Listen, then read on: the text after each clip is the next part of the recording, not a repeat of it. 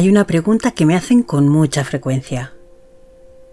Paloma, ¿por qué envidia hablas de tradiciones celtas, mayas, budistas o chamánicas si hoy existen religiones como el cristianismo, el islam o el hinduismo? Y detrás de esa pregunta suele aparecer otra. ¿Cuál es la verdadera?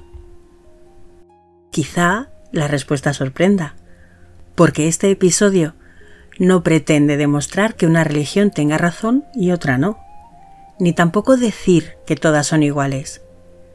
Hoy quiero proponerte algo mucho más interesante. Mirarlas desde fuera, como si observáramos miles de años de historia humana desde el cielo. Y quizá descubrir algo fascinante, que pueblos separados por océanos, que nunca llegaron a conocerse, acabaron creando rituales extraordinariamente parecidos. ¿Por qué ocurrió esto? ¿Casualidad? ¿Influencia? ¿O existe algo profundamente humano que todos compartimos? Hoy vamos a descubrirlo. Hola, soy Paloma Escobar Martín. Te doy la bienvenida a Vidia Podcast, un espacio donde la neurociencia, la sabiduría ancestral y la presencia consciente se encuentran para ayudarte a volver a ti. Antes de existir las religiones, existía el asombro. Hace más de 50.000 años no existían iglesias, ni mezquitas, ni sinagogas, ni templos budistas, ni libros sagrados. Pero sí existía algo. Un ser humano mirando el cielo, preguntándose quién era, por qué moría, qué ocurría después, por qué salía el sol, qué eran las estrellas, cómo llegaba la lluvia, cómo nacía un hijo, cómo desaparecía un ser querido. Ahí nace la espiritualidad, mucho antes que cualquier religión organizada. No como un conjunto de normas, sino como una necesidad profundamente humana de encontrar sentido.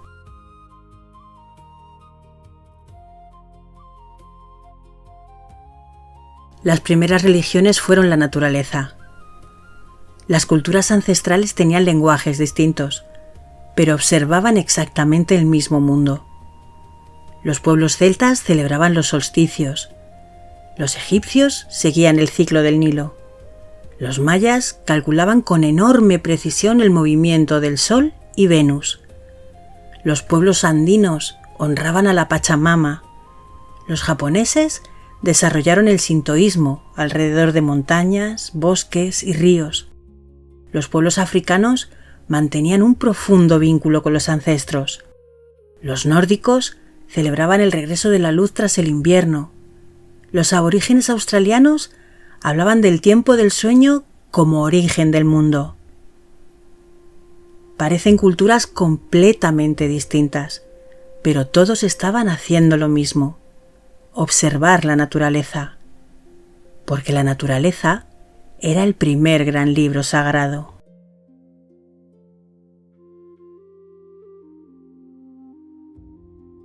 ¿Cuándo aparecieron las grandes religiones? Miles de años después, comenzaron a organizarse religiones con textos, instituciones y comunidades más amplias.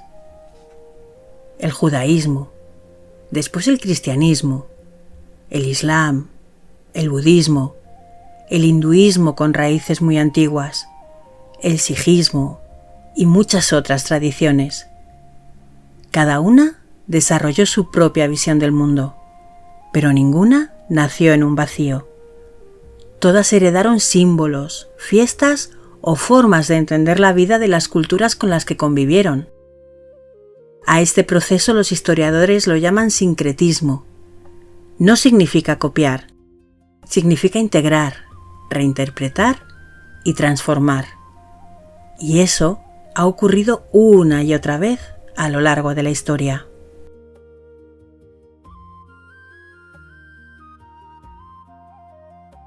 Un mismo ritual, distintos nombres. Aquí comienza lo fascinante, porque cuando observamos las religiones desde cierta distancia, descubrimos que muchas responden exactamente a las mismas necesidades humanas. El agua. En el cristianismo encontramos el bautismo, en el hinduismo las inmersiones en el Ganges, en el sintoísmo japonés el misogi. En muchas culturas indígenas existen baños rituales en ríos o cascadas. El símbolo es el mismo: purificación, nuevo comienzo. El fuego.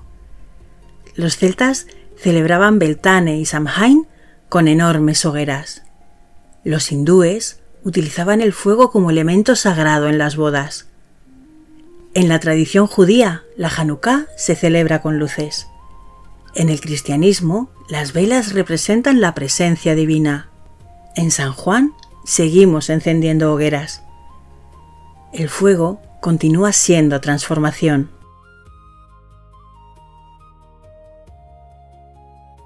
El ayuno. Ramadán, Cuaresma, Yom Kippur, prácticas budistas, retiros yogis, ayunos indígenas antes de ceremonias. Todos buscan algo parecido: no castigar el cuerpo, sino aumentar la consciencia.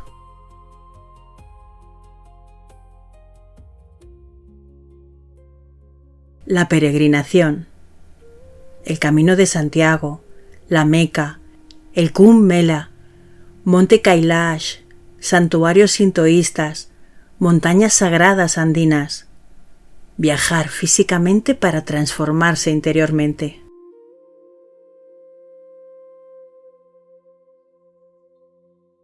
Los ancestros. Los celtas celebraban Samhain. México honra el Día de Muertos.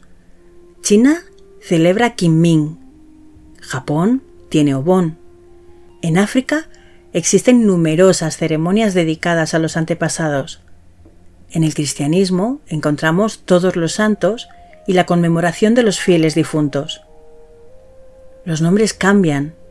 La necesidad es idéntica: recordar de dónde venimos. La Navidad quizás sea el mejor ejemplo.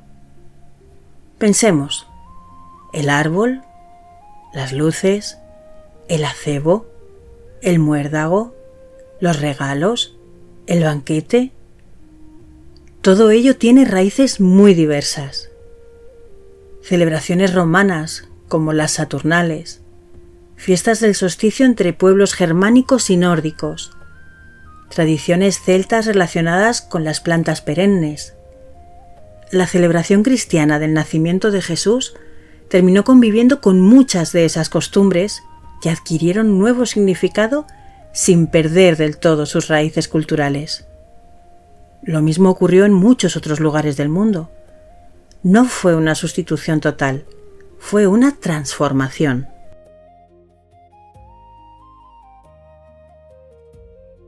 Lo que cambia es la historia, lo que permanece es el símbolo.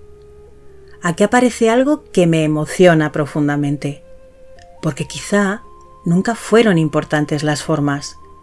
Quizá lo importante siempre fue aquello que intentaban expresar. El agua sigue limpiando, el fuego sigue transformando, la luz sigue venciendo a la oscuridad. La primavera sigue representando el nacimiento. La muerte sigue invitándonos a recordar la vida. Los símbolos sobreviven porque hablan un idioma que entiende el cerebro humano. ¿Qué dice la neurociencia? Aquí Vidia encuentra su lugar.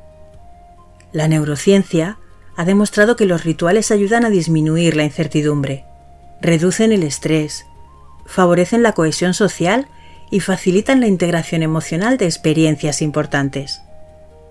Un ritual activa la atención, da estructura, marca un antes y un después. Por eso aparecen en prácticamente todas las culturas. No porque se copiaran entre sí, sino porque todas compartimos el mismo cerebro y también compartimos las mismas preguntas. Tal vez hemos pasado demasiado tiempo preguntándonos cuál es la religión verdadera, cuando quizá la pregunta más interesante sea otra. ¿Qué intentaban enseñarnos todas ellas? Quizá ninguna tradición posea la verdad, pero cada una conserva una parte de una sabiduría mucho más antigua, la del ser humano aprendiendo a vivir, aprendiendo a amar, aprendiendo a despedirse, aprendiendo a encontrar sentido. Aquí, en Vidia, no buscamos regresar a un pasado idealizado, ni sustituir unas creencias por otras. Buscamos comprender por qué, desde los antiguos druidas hasta un monje budista, desde un chamán amazónico hasta una abuela que enciende una vela por un ser querido, todos realizan un gesto parecido. Porque más allá de los nombres, los idiomas o las religiones, seguimos siendo la misma humanidad. Y quizá esa sea la enseñanza más profunda de todas, porque las tradiciones cambian, las religiones evolucionan, las culturas se transforman, pero las preguntas esenciales del ser humano permanecen.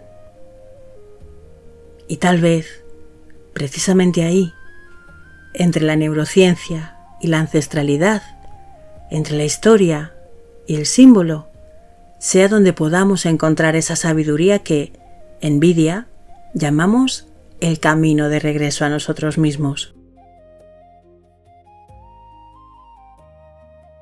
Gracias por compartir este espacio conmigo. Soy Paloma Escobar Martín y esto es Vidia, Caminos de Sabiduría. Aquí no buscamos escapar de la vida, aquí aprendemos a habitarla con más presencia, más comprensión y más coherencia. Si este episodio te ha acompañado, puedes suscribirte, compartirlo o dejar un comentario contando en qué ciclo estás en este momento de tu vida.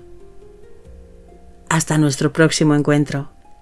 Camina despacio, respira profundamente y recuerda, la sabiduría siempre estuvo dentro de ti. Solo necesitas detenerte para escucharla.